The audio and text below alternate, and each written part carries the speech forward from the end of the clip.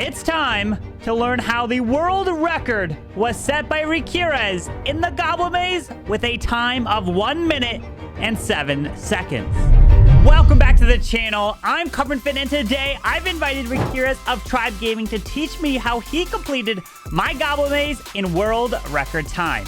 He completed the maze in 113 seconds, which means this put him tied for #1 in the world for the challenge.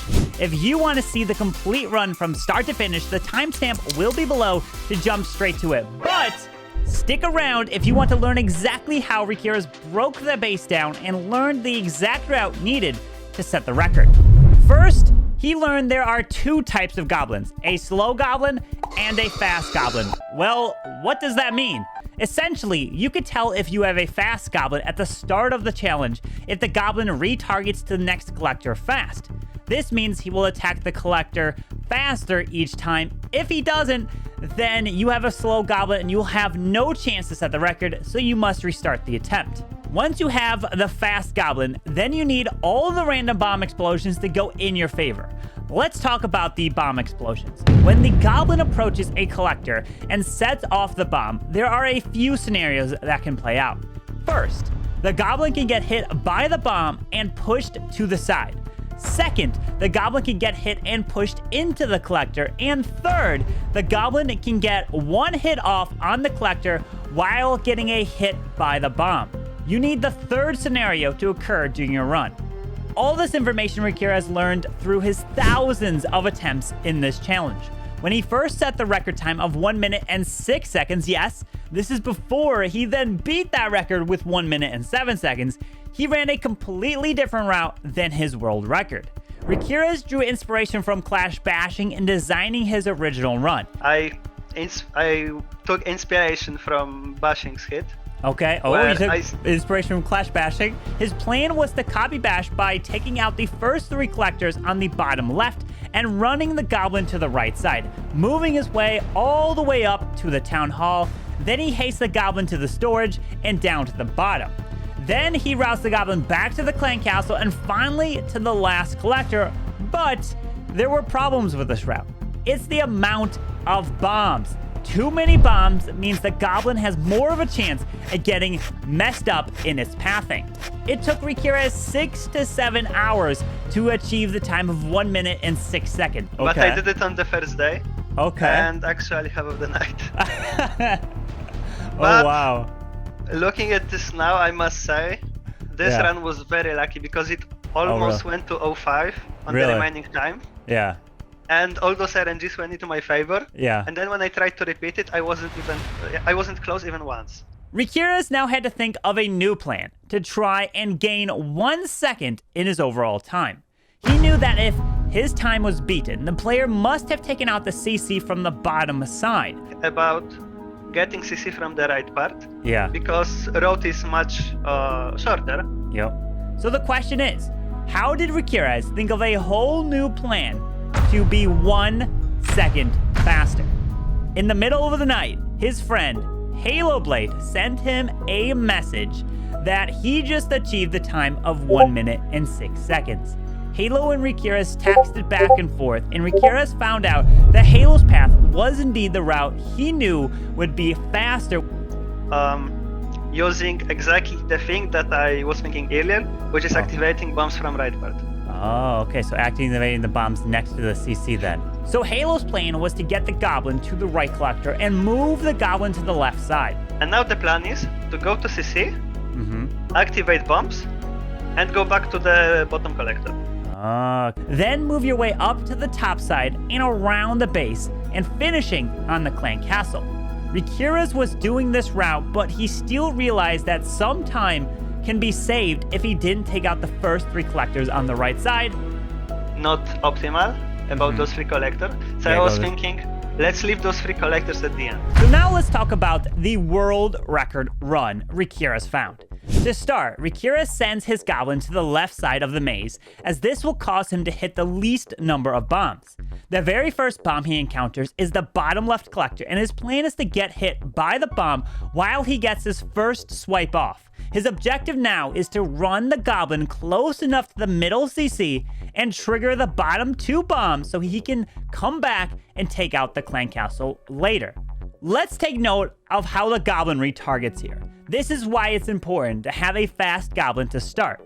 If you have a fast Goblin, then he will quickly trigger these 2 bombs and then run to the bottom left collector. A slow Goblin would get hit and probably killed by the bombs if you attempt this. Now as the Goblin starts to run his way up the left side, you must drop the haste perfectly so it'll cover 4 different routes in the Goblin's path. The first route is the run just under the tornado trap behind the wall. Since the haste overlaps this area, the Goblin can speed up. The second route is to the storage to the left side. The third route is to the collector next to it, and the fourth route is to the town hall. Now this is the hardest part of the run, the tornado trap. You must send the Goblin to the storage and avoid the tornado on the left side. But the Goblin is only able to avoid the tornado like 1 out of every 10 attempts. If the Goblin gets stuck, you must restart the challenge. Once the Goblin successfully skips the tornado, this is when Riqirez wakes up and starts to pay attention in the attempt.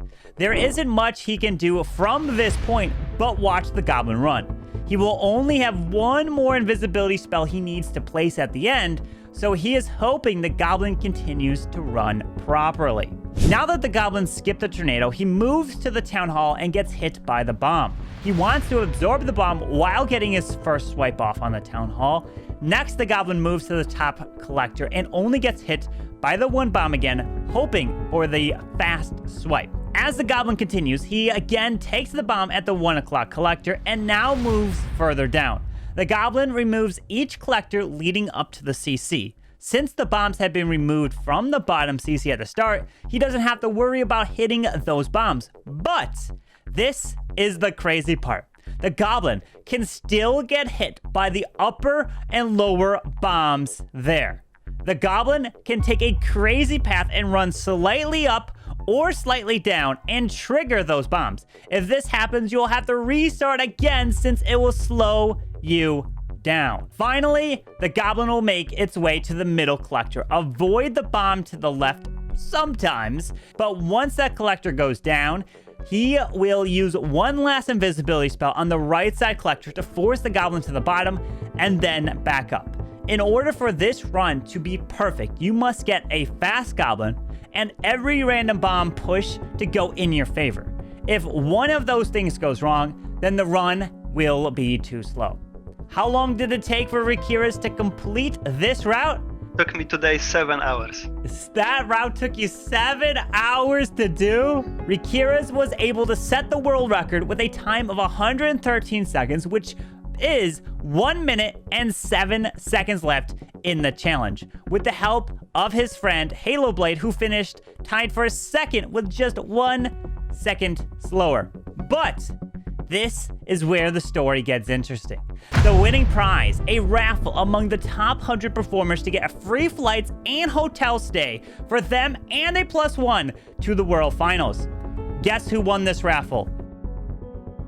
Yes, you guessed it, Halo Blade. Halo Blade had 4 accounts in the top 20, and his Pico HB account, which finished 3rd, got a notification in-game that he won the prize. So I stayed up till about midnight or 1 a.m. I think is when it ended for me in California. And I knew the leaderboard would take a few hours, but before I got to bed, it was maybe 2 or 3 a.m. Okay. And for some reason, I woke up, it was probably 4 or 5, 6 a.m. Yep. And I checked Discord because I was just eager to see who won, if Riqirez won.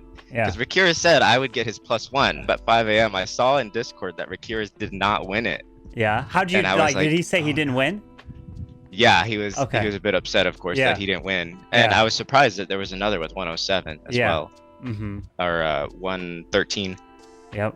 And I checked. I was logged into my main account, and I was like, man, I didn't win. And then I saw 3rd place was me too, and I just happened to log into that one, and it was there. Oh! So there I was, 5 a.m., super excited with nothing to do. Halo Blade will now be going to the World Finals and able to watch his friend Riqirez compete live on stage.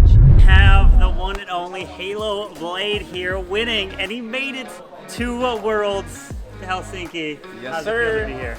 I love it. It's amazing. I'm surprised I won it. I did not think 1 out of 100 I would win it, but here I am. Yes. Yes, sir. My hotel's right here. There's a pool here. It's amazing. Yeah, it is incredible. So he won the Goblin Maze, which is absolutely incredible. Hopefully you guys did enjoy this video.